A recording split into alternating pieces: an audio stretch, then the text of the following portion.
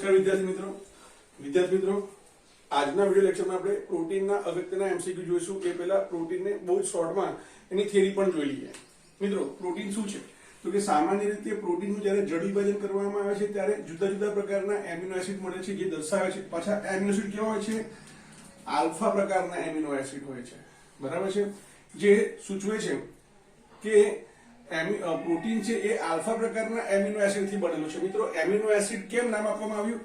કારણ કે એની અંદર NH2 સમૂહ છે, એટલે એમિનો સમૂહ છે, એમાઇન સમૂહ છે અને કાર્બોક્સિલિક એસિડ સમૂહ છે, બરાબર છે। માટે એને શું કીધું? Amino acid. વૈજ્ઞાનિક એમિલ ફિશરે તો કે પ્રોટીન એમિનો એસિડનું બનેલું છે તે સૂચ્યું। સાથે સાથે એને જોયું કે કુદરતમાંથી મળી આવતા બધા જ એમિનો એસિડ્સ કેવા છે? આલ્ફા પ્રકારના છે। આલ્ફાનો અર્થ કાર્બોક્સિલિક એસિડના તરત બાજુનું કાર્બન આલ્ફા કાર્બન કહેવાય અને એની ઉપર NH2 સમૂહ જોડાયેલો હોય છે। મિત્રો આ એમિનો એસિડનું સામાન્ય બંધારણ છે। આ શું છે તો કે એમિનો એસિડનું સામાન્ય બંધારણ છે, બરાબર છે, જેમાં R છે એ શું છે? જોડાનાર સમૂહ છે। જુદા જુદા સમૂહો જોડાય અને જુદા જુદા પ્રકારના આપણને એમિનો એસિડ પ્રાપ્ત થાય। મિત્રો તો તમે અહીંયા જોઈ શકો છો કે અહીંયા મેં બે સ્ટ્રક્ચર બનાવ્યા છે। તો જો એમાં મેં શું કર્યું? COOH અને R, બરાબર છે, એને સીધી ઊભી શૃંખલામાં જોડ્યા। આડી હરોળની અંદર જો NH2 ડાબી તરફ હોય, બરાબર છે, તો એને ડી વિન્યાસ કહેવાય અને જો NH2 જમણી તરફ હોય એને L વિન્યાસ કહેવાય। મિત્રો કુદરતમાંથી મળી આવતા પ્રોટીનમાંથી મળી આવતા બધા જ એમિનો એસિડ આલ્ફા પ્રકારના તો છે પણ સાથે સાથે એમાં શું જોવા મળે છે? L વિન્યાસ જોવા મળે છે। એટલે કે NH2 એ COOH કાર્બન અને જોડાનાર સમૂહની જમણી તરફ હોય તો એ L પ્રકારનો વિન્યાસ દર્શાવે છે। મિત્રો એમિનો એસિડના નામકરણ માટે કોઈ ચોક્કસ IUPAC નિયમો નથી, પરંતુ એ જેમાંથી મળી આવે છે, બરાબર છે, જ્યાંથી મળી આવે છે તેના આધારે તેના ગુણધર્મોના આધારે તેનું નામકરણ કરવામાં આવે છે, એટલે કે રૂઢિગત નામથી સામાન્ય નામથી ઓળખવામાં આવે છે। મિત્રો ગ્લાયકોસિન એ ગ્લાયકોસ શબ્દ પરથી પડેલો છે। ગ્લાયકોસ એ ગ્રીક શબ્દ છે જેનો અર્થ થાય ગળ્યો, બરાબર છે। તો ગ્લાયકોસિન એ ગળ્યો છે એટલે ગ્લાયકોસ ગ્રીક શબ્દ પરથી એનું નામ પડ્યું ગ્લાયકોસિન। એ રીતે ટાયરોસિન, તો ટાયરોસ નો અર્થ થાય ગ્રીક ભાષામાં ચીઝ। તો ટાયરોસિન સૌપ્રથમ ચીઝમાંથી મળી આવ્યું હતું અને ચીઝને ગ્રીકમાં ટાયરોસ કહેવાય, માટે ટાયરોસિનના નામથી ઓળખાયો। મિત્રો ઘણા બધાના નામ છે પણ બુકમાં બેના જ નામ આપે છે એટલે આપણે બેના જ નામ યાદ રાખીશું।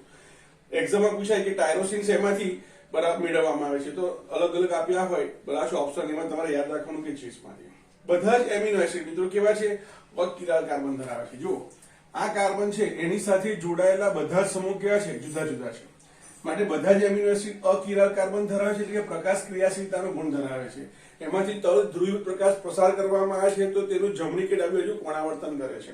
મિત્રો એમાં પણ એક અપવાદ છે। અપવાદ તરીકે જોઈએ આપણે, મિત્રો જો અહીંયા હું R તરીકે H લખી દઉં તો બે H થઈ જશે। જો હું અહીંયા R તરીકે H લખી દઉં CH2 થઈ જશે, તો એક કાર્બન પર બે H સમાન સમૂહ હાજર છે તેમ કહી શકાય। તો અપવાદમાં કોણ આવશે? ગ્લાયસિન, બરાબર છે। એનું સૂત્ર કેવું બનશે તો કે NH2 C H H COOH, બરાબર છે, NH2 CH2 COOH ગ્લાયસિન।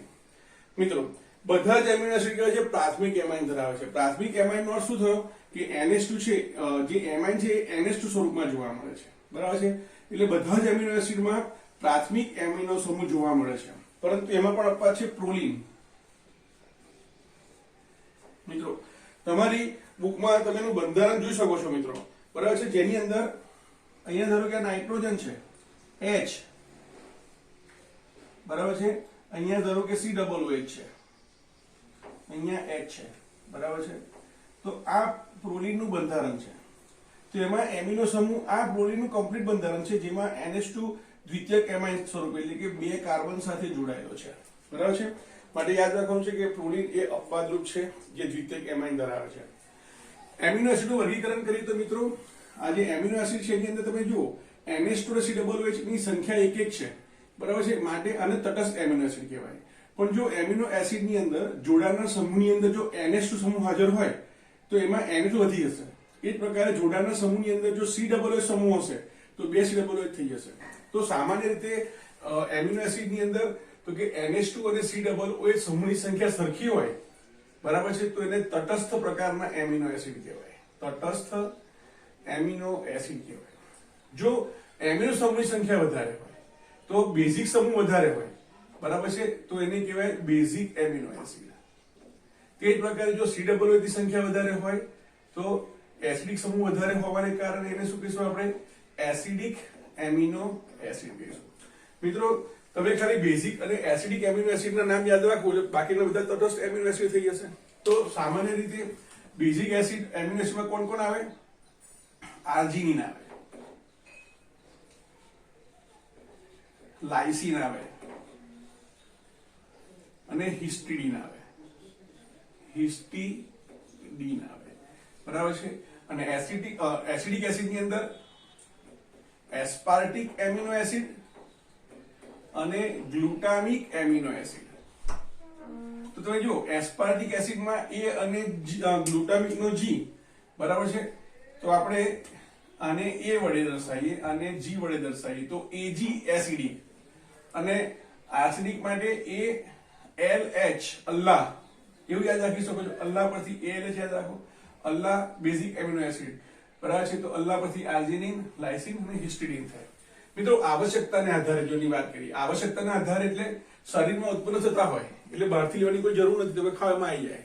એટલે આપણે સ્પેશિયલી આપણે કોઈ પ્રયત્ન કરવાનો નથી હોતો. પરંતુ કેટલાક છે, બરાબર છે, એ સામાન્ય રીતે બહારથી લેવા પડતા હોય. શરીર ઉત્પન્ન કરે એ બિન આવશ્યક, અને શરીર ઉત્પન્ન ના કરતું અને બહારથી લેવા પડે શું કહેવાય? તો કે આવશ્યક એમિનો એસિડ કહેવાય.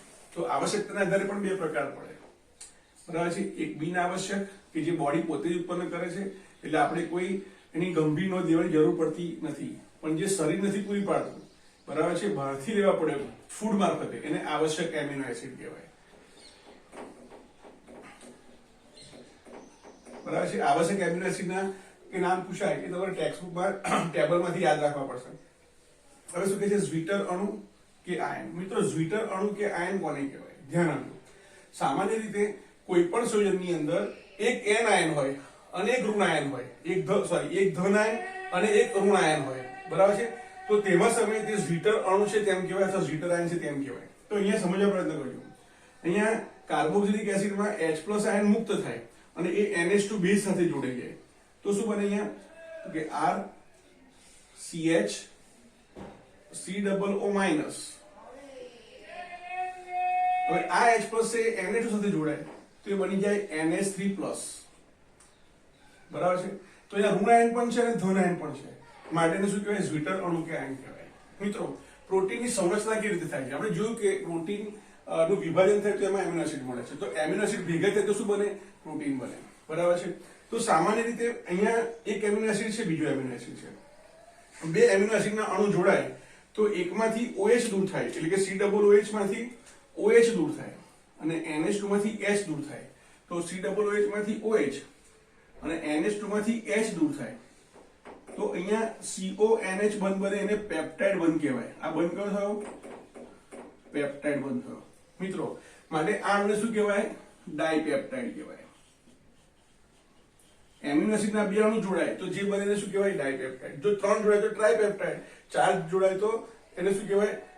ટેટ્રાપેપ્ટાઇડ કહેવાય. ઓલિગોપેપ્ટાઇડ નો અર્થ શું થયો?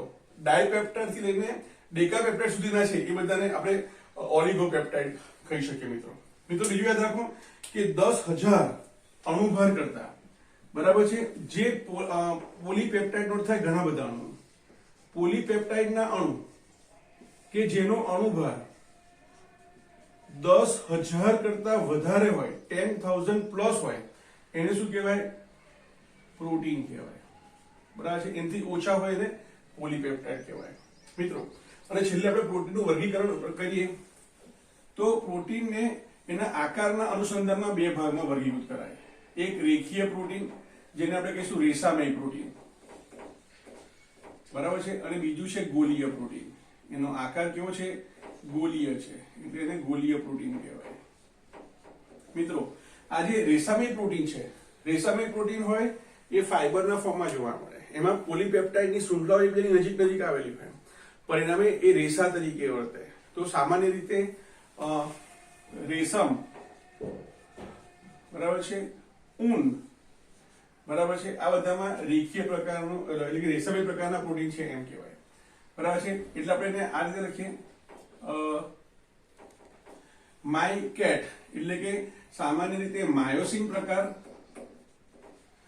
ના જે રેખીય પ્રોટીન રેસાભાઈ પ્રોટીન છે એ સ્નાયુઓમાં જોવા મળે, અને કેરેટીન પ્રકારના જે પ્રોટીન છે બરાબર છે એ શેમાં જોવા મળે તો કે એ ઊનમાં જોવા મળે, રેશમમાં જોવા મળે, આપણા નખમાં જોવા મળે. ગોળીય પ્રકારના પ્રોટીનની વાત કરીએ તો બે પ્રકારના તમે આ રેસાભાઈ પ્રોટીન યાદ કીધું રાખી શકો. માય કેટ બરાબર છે, માય કેટ, માય એટલે માયોસિન જે સ્નાયુમાં જોવા મળે, કેટ એટલે કેરેટીન જે નખ, શિંગડા બરાબર વગેરેમાં જોવા મળે. ગોળીય પ્રોટીનની વાત કરીએ તો એની અંદર આલ્બ્યુમિન બરાબર છે અને ઇન્સ્યુલિન, આ બંનેમાં ગોળીય પ્રકારના જોવા મળે પ્રોટીન જોવા મળે. અને આઈ ના નામથી યાદ રાખી શકો, આઈ એટલે આલ્બ્યુમિન અને આઈ એટલે ઇન્સ્યુલિન બરાબર છે. તો આ થઈ પ્રાથમિક માહિતી. હવે આપણે એમસીક્યુ સોલ્વ કરીશું.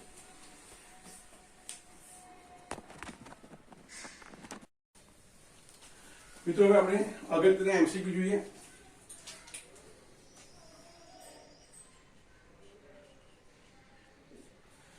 પહેલો પ્રશ્ન છે નીચેના પૈકી કયો એસિડ ઝ્વિટર આયન ધરાવે છે?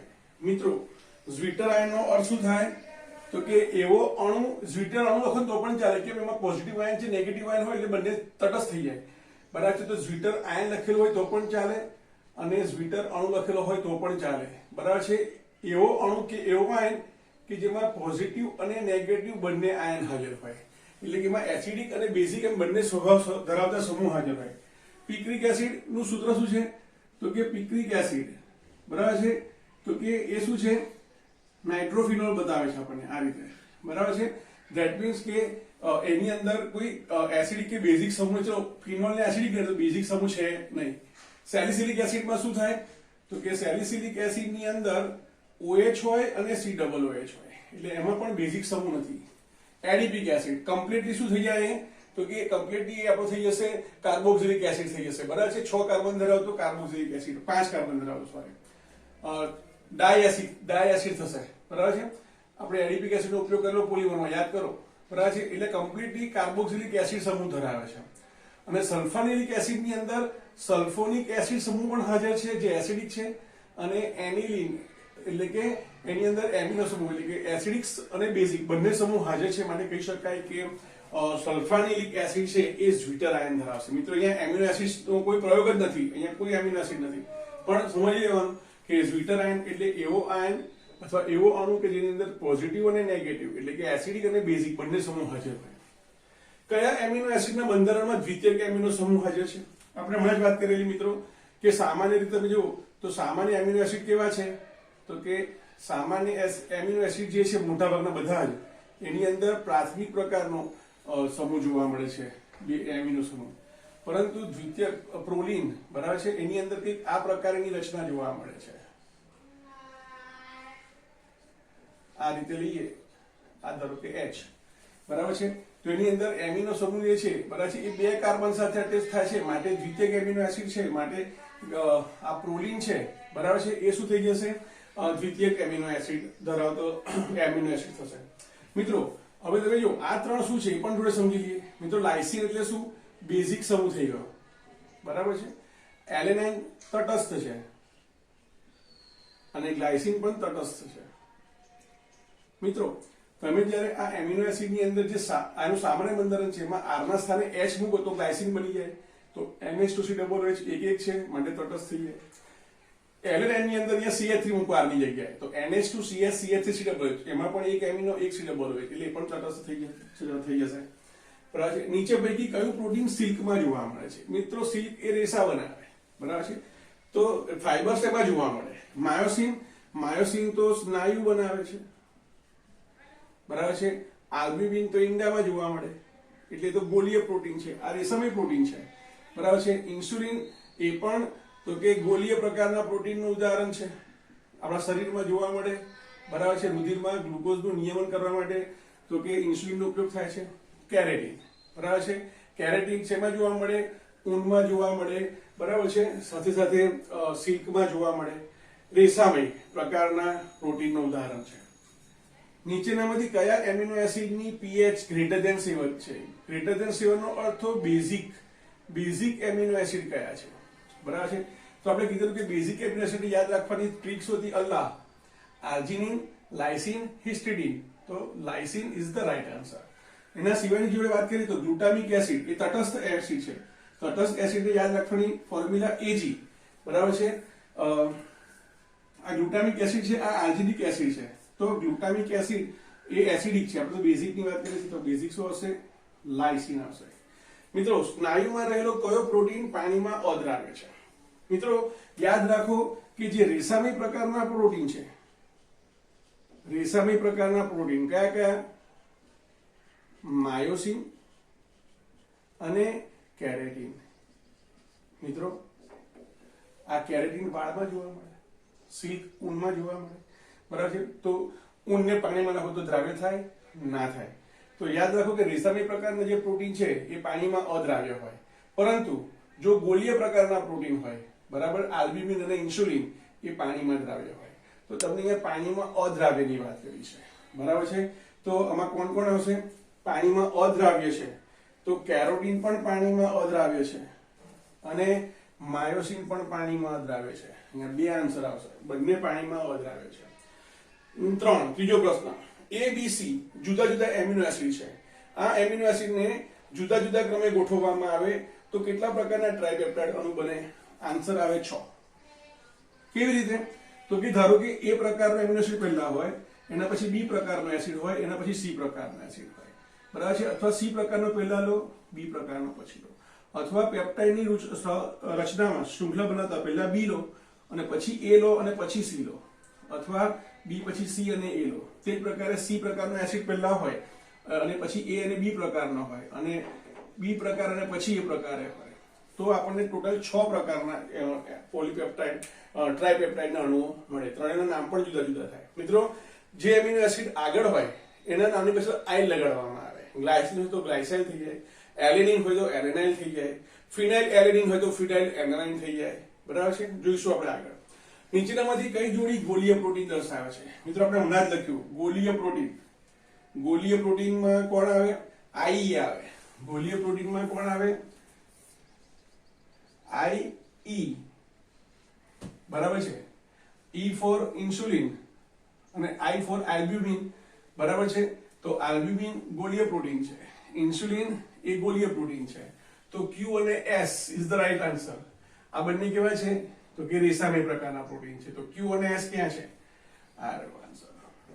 એના પછીનો પ્રશ્ન, પ્રોટીન અણુમાં એમિનો એસિડ કયા બંધથી જોડાય છે? તો પ્રોટીનનો એમિનો એસિડની અંદર તો કે એક એમિનો એસિડનો કાર્બોક્સિલિક એસિડ બીજા એમિનો એસિડના NH2 ના S સાથે પ્રક્રિયા કરે, એક OH દૂર થાય તો આ એમાઇડ સમૂહ બન્યો, જેને આપણે પેપ્ટાઇડ બંધ તરીકે ઓળખીએ છીએ. તો પેપ્ટાઇડ બંધ આન્સર આવશે. પેપ્ટાઇડ બંધ આવશે. ગ્લાયકોસિડિક બંધ શેમાં આવશે? તો કે કાર્બોહાઈડ્રેટમાં આવશે. ડાયસેકેરાઇડ હોય અથવા પોલીસેકેરાઇડ હોય તો એની અંદર ગ્લાયકોસિડિક બંધ આવશે. બરાબર છે. એસ્ટર અને એસ્ટર તો આવે જ નહીં એમાં. નીચેનામાંથી કયું પ્રોટીન ગણી શકાતું નથી? ઊનમાં છે પ્રોટીન? તો કે હા છે. નખમાં? તો કે હા છે. વાળમાં? તો કે છે. ડીએનએ તો ન્યુક્લિક એસિડ છે, એ પ્રોટીન નથી. તો સૌથી અગત્યનો પ્રશ્ન, તમને એક પેપ્ટાઇડ અણુ આપેલો છે. આ પેપ્ટાઇડ અણુ કેવો છે? ડાયપેપ્ટાઇડ છે, ટ્રાઇપેપ્ટાઇડ છે કે મોનોપેપ્ટાઇડ છે કે પોલીપેપ્ટાઇડ છે? સમજાવો. તો સામાન્ય રીતે જોયું કે જ્યારે બે એમિનો એસિડ જોડાય ત્યારે એક પેપ્ટાઇડ બંધ બને, CONH બંધ બને. બરાબર છે. તો આ બે એમિનો એસિડ જોડાય એટલે ડાયપેપ્ટાઇડ કહેવાય. એવા જો બે CONH બંધ જોવા મળે તો ટ્રાઇપેપ્ટાઇડ, 3 CONH બંધ જોવા મળે તો ટેટ્રાપેપ્ટાઇડ કહેવાય. એમાં 4 એમિનો એસિડ અણુ જોડેલા હોય, બે વચ્ચે એક બરાબર હોય. તો સામાન્ય રીતે જો આ એક બંધ થયો અને આ એક બીજો બંધ થયો, તો એક એમિનો એસિડ, બીજો એમિનો એસિડ, ત્રીજો એમિનો એસિડ, એટલે એ ટ્રાઇપેપ્ટાઇડ અણુ છે તે એમ કહેવાય. ચલો ધારો કે મેં આનું નામ પૂછ્યું છે તો તમે કેવી રીતે યાદ રાખશો? આ નામ કેવી રીતે આવશે? તો મિત્રો અહીંયા NH2CH2CON NH2CH, અહીંયા ધારો કે COH મૂકી દઉં છું અહીંયા હું NH2 કરી નાખું, છૂટા પાડું છું પાણી ઉમેરીને, તો અહીંયા COOH થઈ જશે અને અહીંયા NH2 થઈ જશે. ધ્યાન આપજો. તો NH2CH2COOH એ શું છે ગ્લાયસીન છે બરાબર છે માટે એને લખાઈશું ગ્લાયસીન પરથી ગ્લાયસાઇલ થઈ જાય ગ્લાયસાઇલ એના પછીથી કોણ છે તો કે સી અહીંયા પણ તમે જો NH2CH3COOH છે NH2CH3COOH અને કહેવાય એલેનાઇન એની પરથી આવે એલેનાઇલ અને પછીથી પાછો NH2CH2COOH છે તો હવે પાછળ લખાય ગ્લાયસીન અહીંયા બે પ્રકારના એમિનો એસિડ છે ગ્લાયસીન એલેનાઇન અને ગ્લાયસીન પણ પહેલા બે છે એને આઇલ પ્રત્યે લગાડવાનો ગ્લાયસીન માંથી ગ્લાયસાઇલ એલિનિન માંથી એલેનાઇલ અને ગ્લાયસીન આખું પેટનું નામ લખવાનું બરાબર છે એ ટ્રાઇપેપ્ટાઇડ પ્રકારનો અણુ છે તેમ કહેવાય પોલીપેપ્ટાઇડ અણુમાં COOH કઈ બાજુ જોવા મળે તો ધારો કે જો આ પોલીપેપ્ટાઇડ નો અણુ છે જોઈને જ ખબર પડે NH2 કઈ બાજુ જોવા મળે તો કે ડાબી બાજુ જોવા મળે છે અને COOH ક્યાં જોવા મળે જમણી બાજુ જોવા મળે બરાબર છે તો આન્સર શું આવશે સી જમણી બાજુ નીચેના પેપ્ટાઇડ અણુના નામ આપો મિત્રો આ પેપ્ટાઇડ અણુ છે તમે જો અહીંયા એક CONH બંધ છે ધેટ મીન્સ કે આ ડાયપેપ્ટાઇડ અણુ છે અહીંયા પણ એક CONH છે બરાબર છે એટલે આ પણ ડાયપેપ્ટાઇડ અણુ છે તો તમે અહીંયાથી છૂટું પાડો અને એનું નામ એને લખી આપણે આ રીતે તો લખાઈશું NH2 CH CH3COOH અને બીજી બાજુ શું છે NH2 CH2 COOH અહીંયાથી છૂટું પાડો આ બાજુ OH આ બાજુ H તો NH2 CH2 COOH NH2 CH2 COOH અને આ બાજુ આવશે NH2 CH CH3 COOH તો બંનેમાં એક જ પ્રકારના એમિનો એસિડ છે બરાબર છે પહેલા NHCH3 છે એ પછીનામાં બીજામાં પાછળની તરફ છે આ આગળ છે પાછળ છે તો આગળ થઈ ગયો બરાબર છે નામકરણમાં એનું નામ ચેન્જ થશે મિત્રો આને શું કહેવાય આ એલેનાઇન છે આ શું છે એલેનાઇન પ્રકારનો એમિનો એસિડ છે અને આ ગ્લાયસીન પ્રકારનો એમિનો એસિડ છે અહીંયા ગ્લાયસીન પહેલા છે અને પછીથી એલેનાઇન છે નામકરણમાં જે આગળ છે ને આઈ લગાડવાનો એટલે અહીંયા એલેનાઇલ કરી નાખવાનું નામ શું થશે એલેનાઇલ અને પછી ગ્લાયસીન અને અહીંયા પહેલા શું આવશે ગ્લાયસીન એનું ગ્લાયસાઇલ કરવાનું તો ગ્લાયસાઇલ એલેનાઇલ બરાબર છે જો મારે એને કોડવર્ડમાં લખવું હોય તો અહીંયા આ એલેનાઇન છે એટલે એને ALA લખાય અને ગ્લાયસીન માટે GLY લગાય અહીંયા પહેલા શું આવે ગ્લાયસીન અને પછી ALA આવે બરાબર છે તો આ રીતે તમે MCQ તૈયાર કરો તો તમને કોઈ પ્રોબ્લેમ્સ એક્ઝામમાં આવશે નહીં